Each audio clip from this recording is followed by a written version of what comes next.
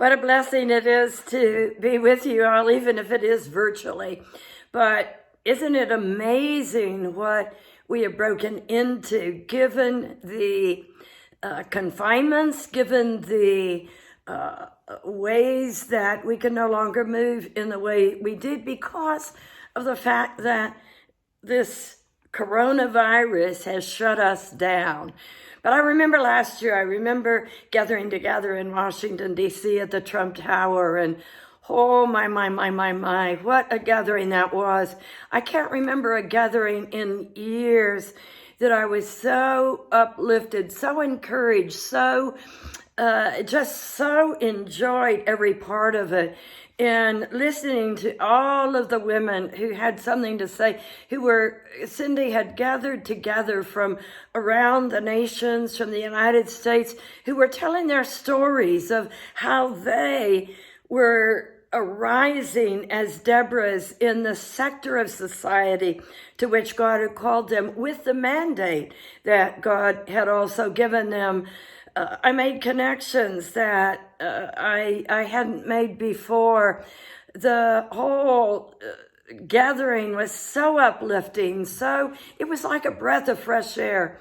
I left there feeling freshly empowered, just more than excited, just bubbling up, for want of a better word. And so I just want to thank Cindy for her faithfulness to gather the Deborahs, and also just for her faithfulness over the years to do what God has asked her to do.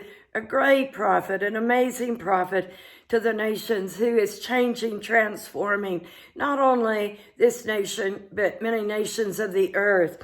And I just appreciate, I've learned to even appreciate her greater and greater over the years. And this year we have a particular challenge that we're up against. We've got the virus, and then during the virus, the murder of George Floyd, and then the protests broke out, and then the riots broke out, and the cities were in an uproar, still are, and then more virus has broken out. And so we can't do things the way we used to. And I believe that we're in a particular time where God is causing us to be shut down, shut in for a season, not shut up, but we can't do what we usually do because He is giving us new ways of doing things. And those words that people are using, which I love, which is to recalibrate.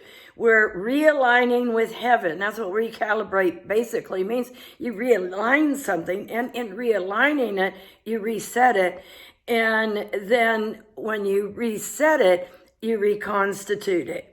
And so I'm just excited. And as I think about overcoming, I want to just start with this, that we've never had a greater time to overcome as we have this year, with all of the things that are against it. I can't remember a time other than the late 60s in my own history where we had such challenges in our society, and not only in our society, but in the entire world, to overcome.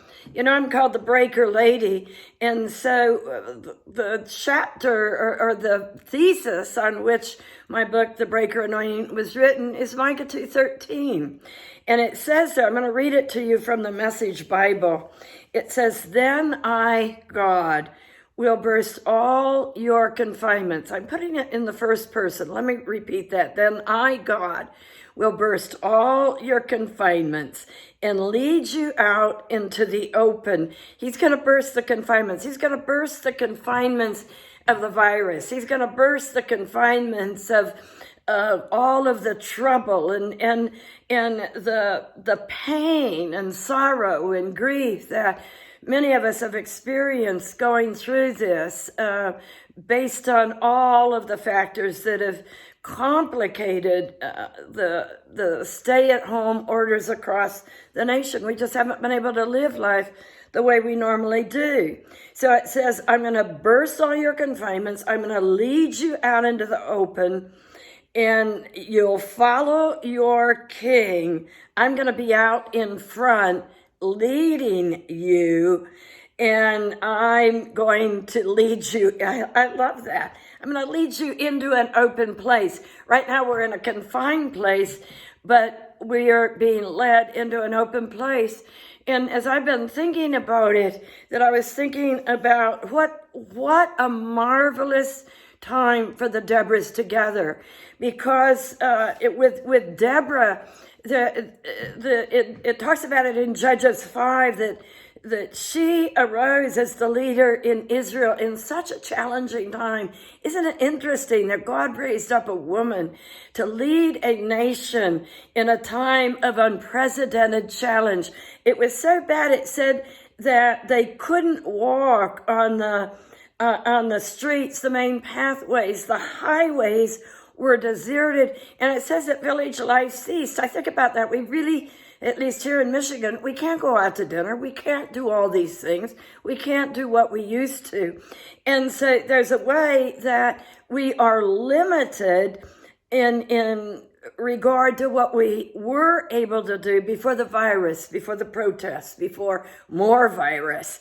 And now they say that they give us bad news. I believe in the news. I get my news from heaven. But it says that that they couldn't do these things in Israel in Judges 5 until I, Deborah, you are a Deborah, I'm a Deborah. Cindy Jacobs is an amazing, she's the Deborah queen, that God has raised us up. It says, until I, Deborah, arose, and then it says, arose a mother in Israel. In other words, mothers lead their children. Mothers, she was really, it says she was a prophet, but really, if you would have put it into the New Testament, she was very apostolic because she led a nation. She probably now would be considered an apostle. And it says that the reason this happened is because they chose new gods. And because they chose new gods, Israel chose new gods, that there was war at the gates. And the gates represent, in Old Testament times, they represent the places of government, the places where decisions were made, the places that really affected the entire nation. And so Deborah had to arise and deal with the war that was at the gates. Recently, just really 2 weeks ago, that I was thinking about everything, and I was really burdened. I'll be honest. I just thought, oh God, how are we going to find our way out of all this? And I just began to pray in tongues. I was pacing the floor in my home, just praying in tongues, crying out to God, and just delivering my heart to God. And all of a sudden, I hit what I call an oil slick, and all of a sudden I found myself before the very throne of God, having a very significant encounter with God, one that I won't forget for a long time. Because as I was in that encounter, I just began to weep uncontrollably. I wasn't weeping out of discouragement. I wasn't weeping out of grief. I was weeping out of being overtaken by God himself, the God who bursts all of our confinements. And his presence was just overwhelming. And as I was in that place of his presence, he began to show me what he had ordered, what he had set up for you and I for this season, so that we could not be overcome, but we could become overcomers, that we are called to be more than overcomers. And it says that Jesus himself was raised up in 1 John 3 to overcome, to destroy the works of the devil. And he certainly is on the loose in our nation right now.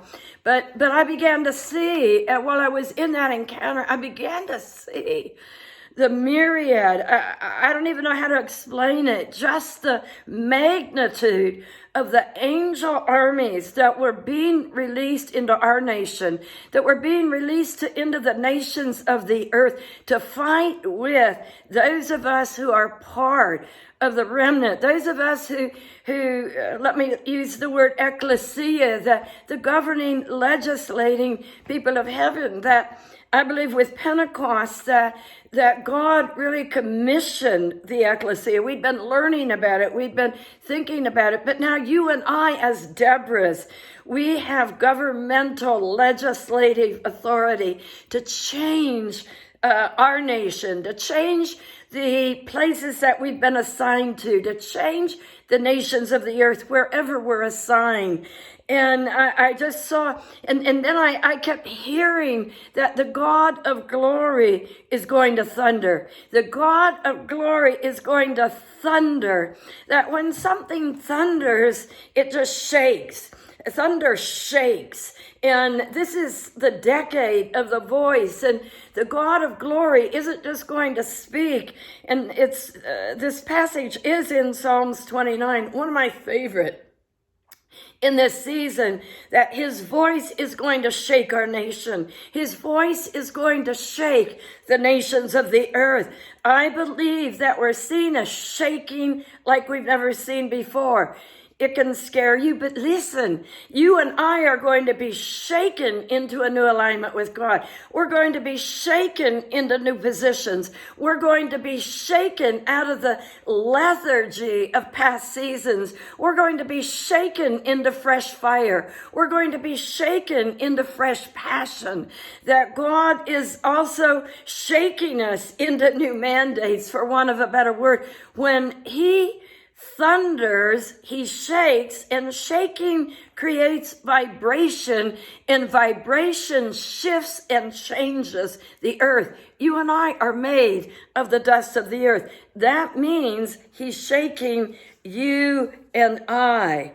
And so we are well able. We are the Deborahs united. And I just believe that God's calling us together in a brand new way to unite together and be each other's best cheerleader.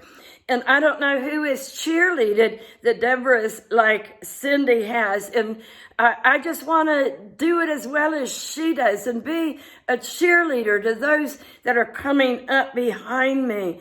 That as I was reading before out of Judges chapter 5, I believe that this is a time for Deborah as never before. This is the time for the Deborahs to arise and then awake. It also says a little bit later on in Judges 5 that awake, awake, Deborah, sing a song. In other words, come out of your depression, come out of whatever. And these times can just literally take the wind out of us. They can take the life out of us. But God said, awake, awake, Deborah, sing a song. I believe that it's time to sing as we've never sung before. Singing delivers us out of places of confinement. We know that from Paul and Silas being in jail. They sang, they worshiped, they praised at midnight, and God delivered them out of all of their problems. And he delivered them out of their confinement. That you say that this is terrible. We know that it's the time of the Great Awakening. It's the time of the global harvest. But I want to tell you that Azusa Street was cut short because of World War I and the Spanish flu epidemic. And so every time God gets ready to do something massive, the enemy releases something to stop it. You and I are to rise up and overcome every adversity to doing what God has called us to do. We as Deborahs are to arise. We're to awake. We're to open our eyes and see what's before us. We're to advance. We're to penetrate the territory God has given us. We're to overcome and possess it.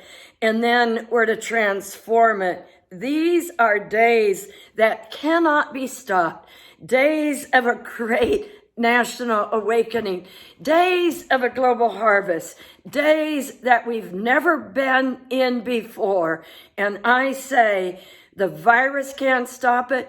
The riots can't stop it. Only you and I, failing to obey the word and will of God, can stop it. You and I are well able, because God is with us. He's behind us, and we're standing and believing in what the word of God says, that we are well able. And we are now Joshua Deborahs, moving in to take territory. Wow, what a day.